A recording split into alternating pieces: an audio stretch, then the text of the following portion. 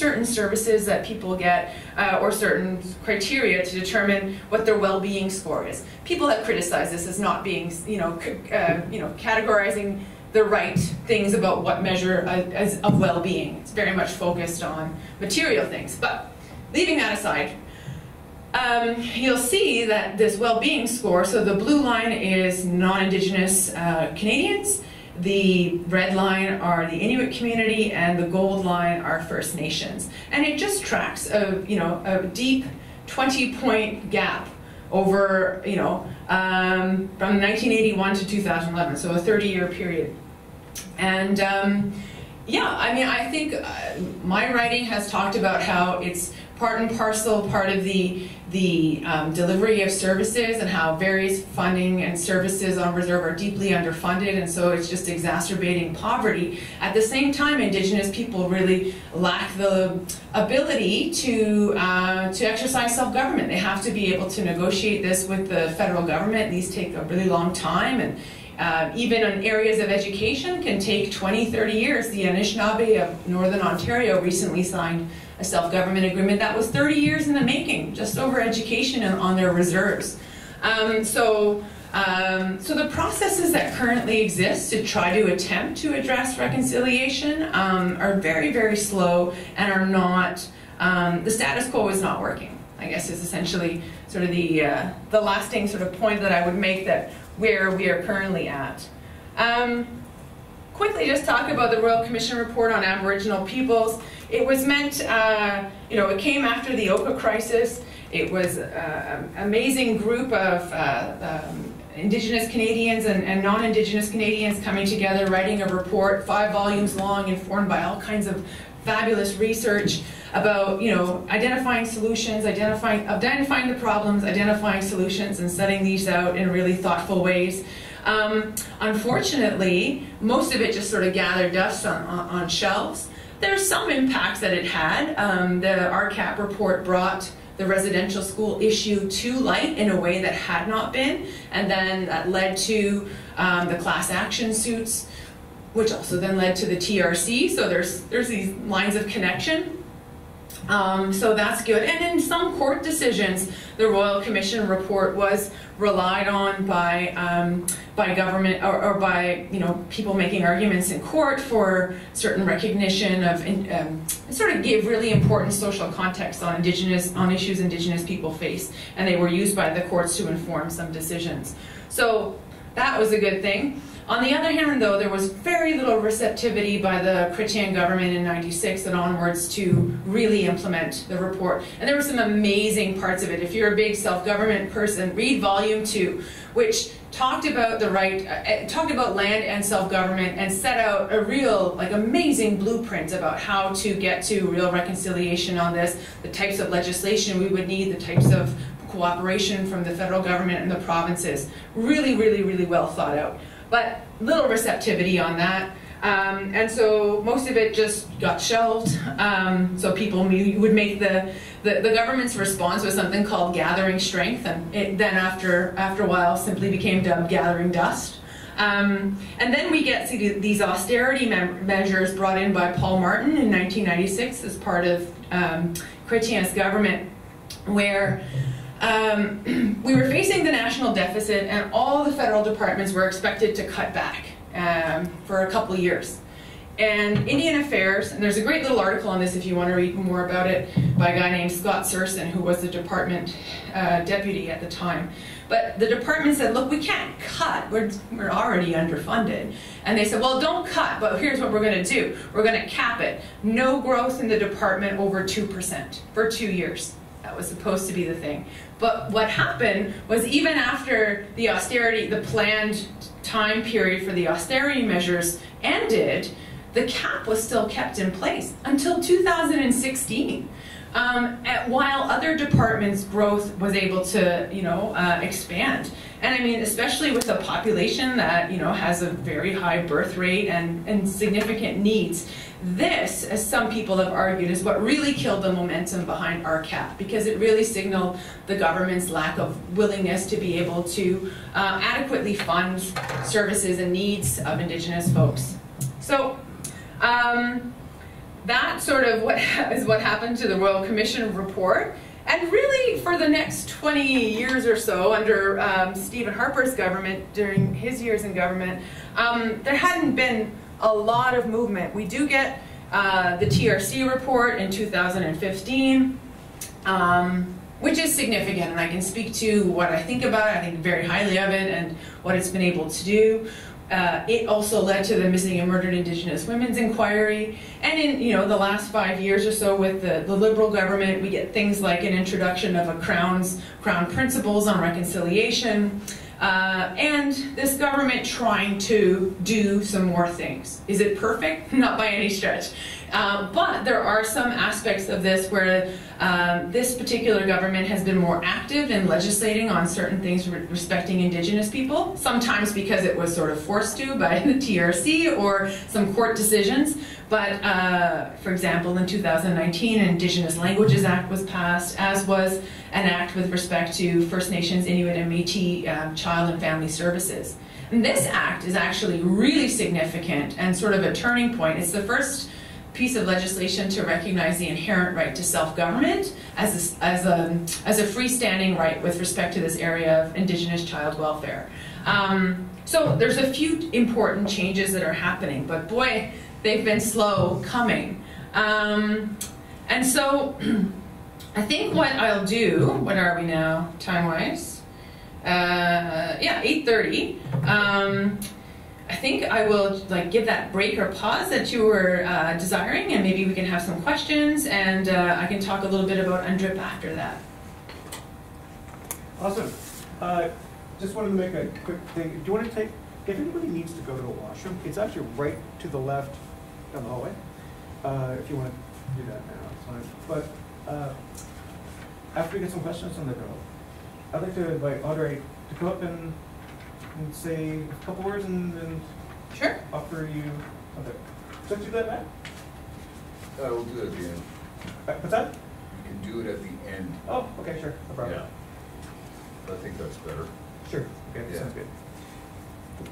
I actually have one really, totally, absolutely normal question that I just was driving me nuts. Why is it taking so long for all these things to happen? And seriously, it's like the more you talk, I'm like, really? 30 years, 50 years? You know what I mean? Yeah. What's behind that? About 500 years. What do you? Let me throw it back at you. What do you think's behind it? Lack of goodwill. Yeah. That's a big part of it. Still, that sort of the sort of mentalities that underlie the doctrine of discovery and assimilationists too. That these beliefs that the Crown has absolute control and power, and also on some of this underfunding stuff. I do a lot of work with Cindy Blackstock, who is this amazing advocate for First Nations children, and she was instrumental in bringing a huge human rights complaint that was successful in 2016. But one of the things she said, sort of going to your point, Megan's mom, whose name I forgot, was that lack of will. But she says it as, with respect to First Nations children, discrimination is when the government doesn't think you're worth the money. Right, and so that's I think that's a big part of it too. Yeah, that a lot of this, and it's uncomfortable conversations about sharing of land and resources and things like that, and a lot of people are not very comfortable with having those conversations.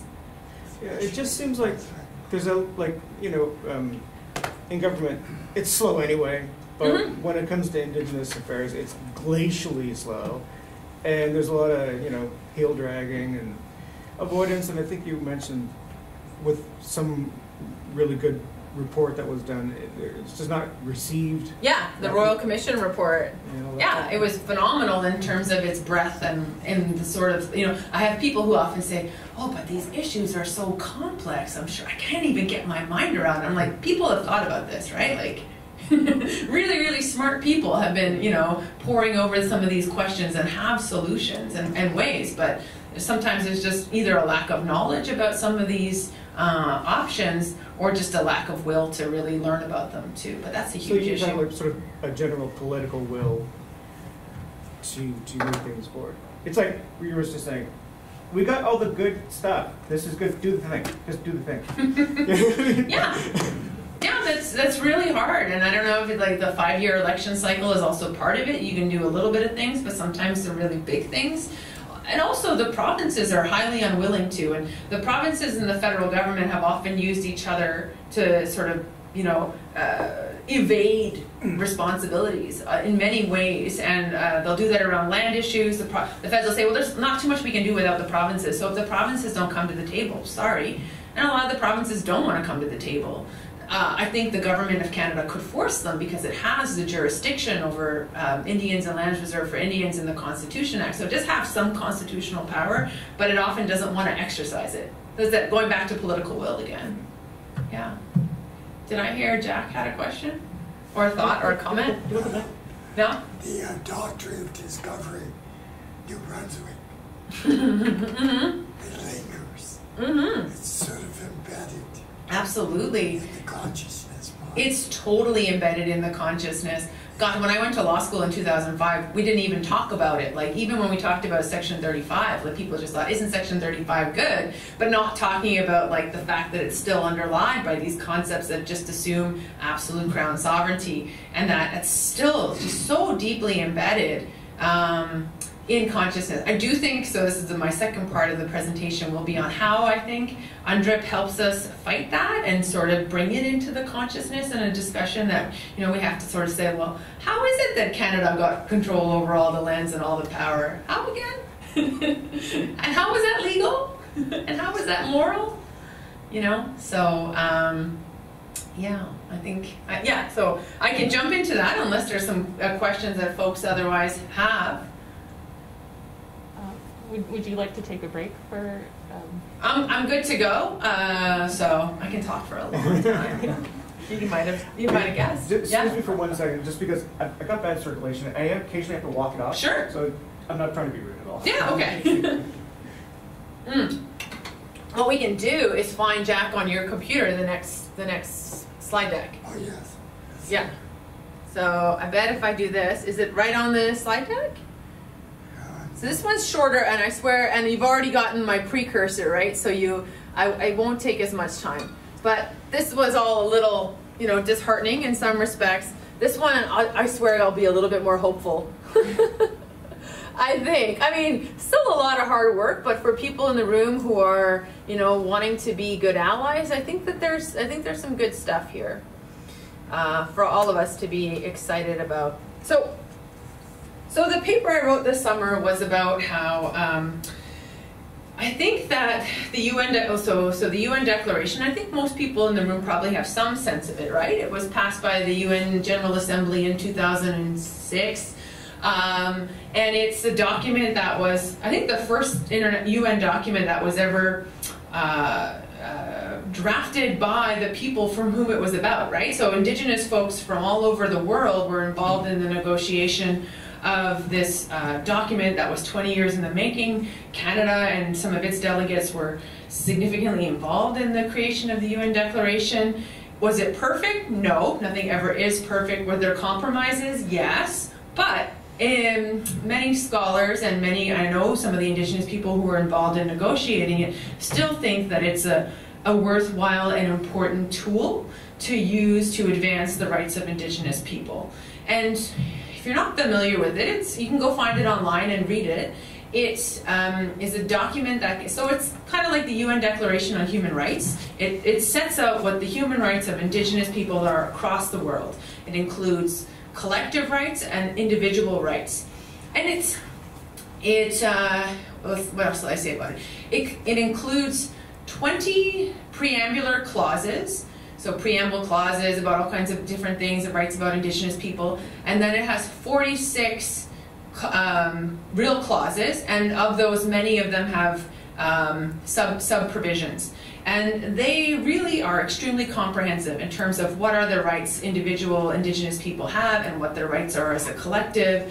The right to self-government is really at the center of this document, or the right to self-determination, I should say. And self-government is seen as a manifestation of the right to self-determination. But self-determination is seen as, you know, the right to choose and to choose one's destiny. And there's various ways in which the document reflects that right in a lot of different ways. And it's got provisions about consultation, but also uses language around free, prior, and informed consent. And also in many ways sets out the various obligations states have with respect to Indigenous people. And it's not like brand new in terms of, you know, the kinds of rights that are in it. That's something that often is raised, and I like to raise too, that a lot of the rights that are in it are in treaties that have already been signed by Canada. So rights on, so the Convention on Social and Political Rights, and the rights,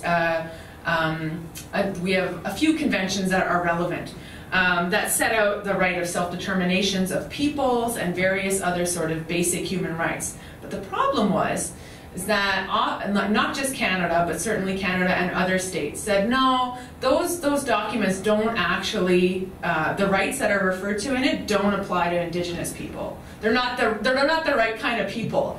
They're referring to some other kind of people. And so the impetus for this was to, you know, really clarify that. So a lot of these same rights are found in these documents that Canada has already ratified and through conventions. But they specifically say this applies to Indigenous people because people weren't believing that. Again, for lack of will, lack of goodwill, and those sorts of issues.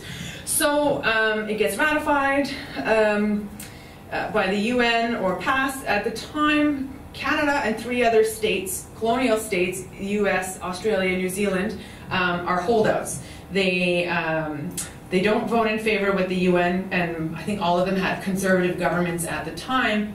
But in Canada, I mean, within 4 years, all of the governments had changed their tune. They had endorsed the agreement in some way, shape, or form. In Canada, the conservative government eventually did a little bit with some reservations on some key rights, including free, prior, and informed consent and self-determination or self-government.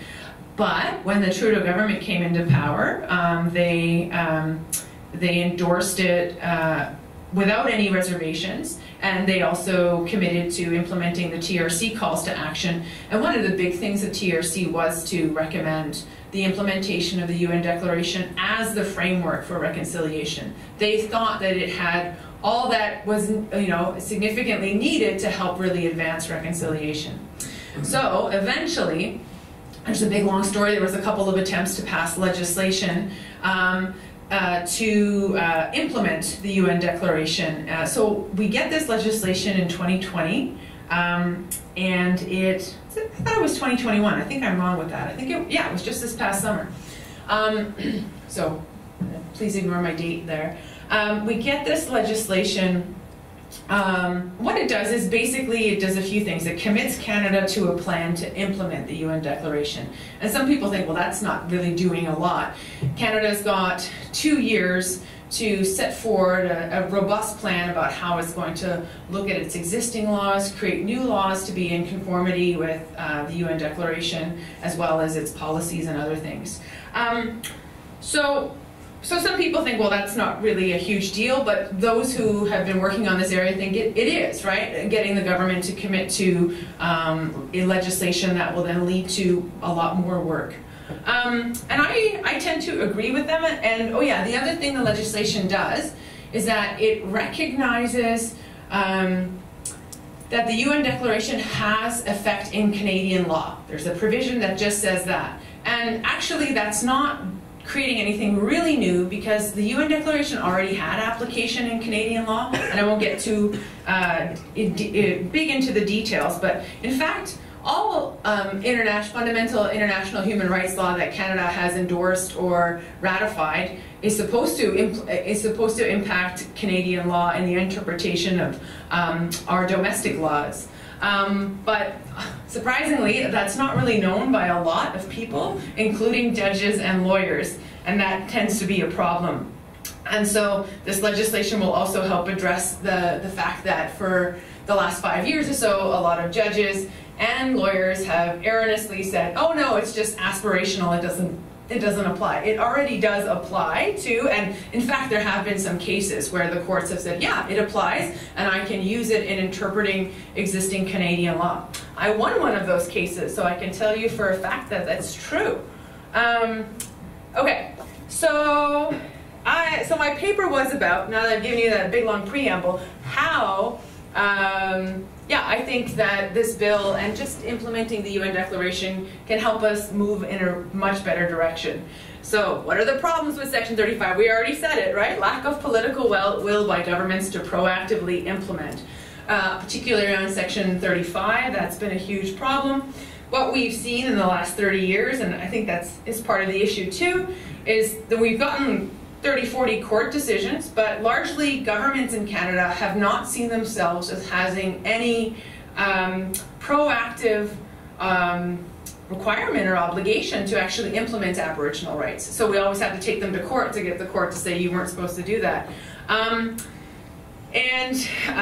We have gotten some agreements and treaties over time, but largely I would say that, when it comes to Section 35 Aboriginal rights and treaty rights, a lot of it's been largely left to the courts, and that's been challenging. And there's been a number of things that have called on the government to actually pass legislation to implement Aboriginal and treaty rights and self-government. So I've got the name of them. There's even some court cases where the Supreme Court said, you know, Government of Canada or province, you could legislate in this area. You know, we're just setting the minimum standards on Section 35. If you wanted to, you could go beyond this. But most governments have not really touched that. And I guess the other problem with Section 35, trying to unpack that a bit more, is, you know, leaving it all to the courts is not going to result in massive transformational change for a few different reasons. One, judges are institutionally limited because their role is to decide things that, you know, cases and facts that come before them. Their role is not to come up with the solutions for everything. And like, so large-scale reform is not the role of the courts. That's the role of governments. But in some respects, that's kind of how Section 35 has been treated. And of course, the courts are going to deal with these things on a limited case-by-case, piecemeal basis, because that's the nature of what the courts do. And judges are also by nature a fairly small c conservative bunch too. So they're not going to, you know, make huge declarations about what it is governments are going to have to do. So what we've seen instead is, although the courts have vindicated Aboriginal rights under Section 35, it's been limited.